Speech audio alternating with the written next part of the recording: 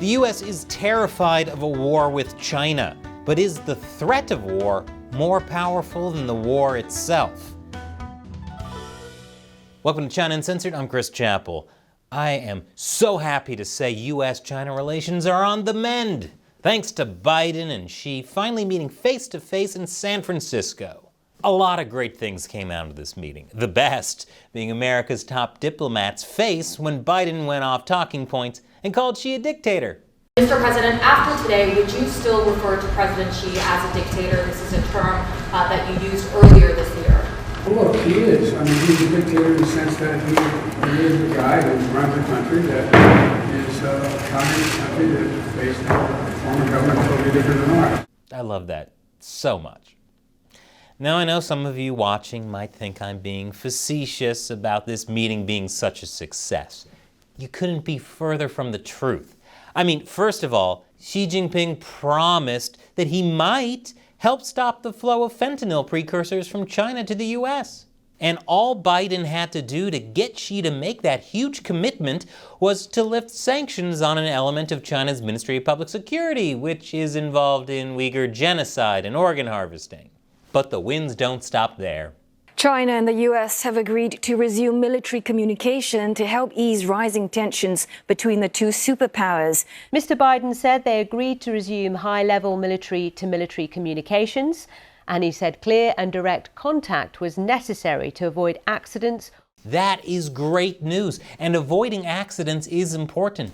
China has increasingly been performing dangerous maneuvers against the US military. In October, this Chinese jet flew within 10 feet of an American plane over international waters in the South China Sea. And back in May, also above the South China Sea, this Chinese jet buzzed a US plane, making the whole thing shake. You see, if there were an accidental collision and someone died, that could spark a war by accident. This is something I've been seeing talked about since China canceled military-to-military communication last year, after former Speaker of the House Nancy Pelosi visited Taiwan. An accidental war. That's why it was so important to restore military-to-military communication. The Wall Street Journal says the U.S. wants to avoid a war with China that would be destructive for both countries and the world. The restoration of military-to-military communications, which China has resisted for months, is a useful step forward. And if the U.S. has to make some concessions to get that, well, it's worth it. We don't want an accidental war. The problem is, that's stupid. This is just giving the CCP a carrot to use against the US to get concessions. Take the sanctions Biden removed to get fentanyl help.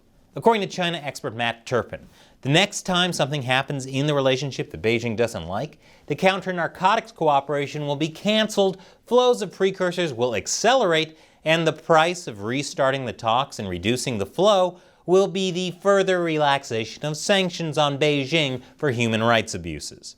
That same tactic will be used for military-to-military communication. So we shouldn't give them anything for it. If China doesn't want our militaries to talk, then fine. But Chris, I hear you say, we need to prevent an accidental war with China. Countries don't get into accidental wars. It's not like stubbing your toe or eating too many nachos. A decision is made to go to war. Leaders might miscalculate their chances, but countries don't just oopsie-daisy themselves into one of the most destructive human acts imaginable, especially nuclear-armed countries.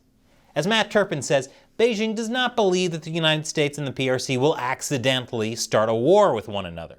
Xi is certain of his control of the PLA and does not believe that the US is planning to attack or invade the PRC. From the PRC's perspective, the only way a conflict will start between the US and the PRC is if Xi directs it to happen. And right now, I don't think Xi is looking to start a war. China's economy is in the dumps. People can't find jobs. And perhaps most importantly of all, Xi knows anyone he appoints to lead China's joint military forces would become the most powerful man in China and could easily stage a coup against him.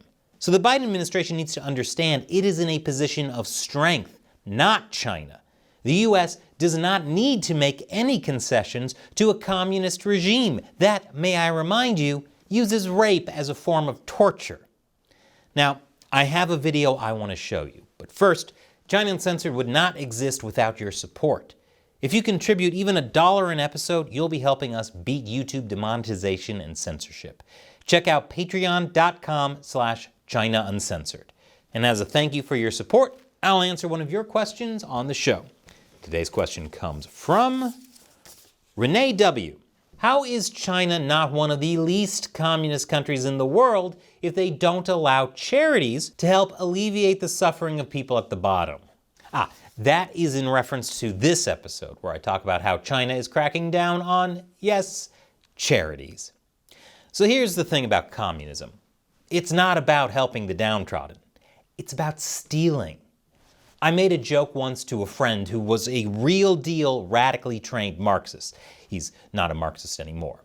I said, communism is about killing people and taking their stuff. And he said, no, that's not what we're taught.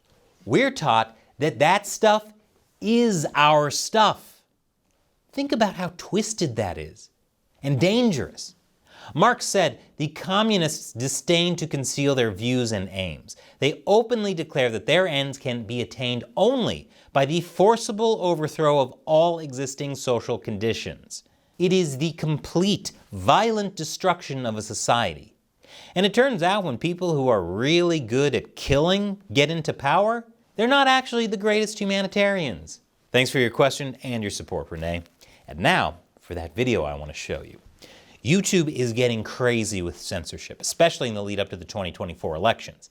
That's why, in order to talk about things that YouTube considers too sensitive, I've created a new show called Deep Thoughts While Gaming, where I talk about things YouTube might otherwise flag.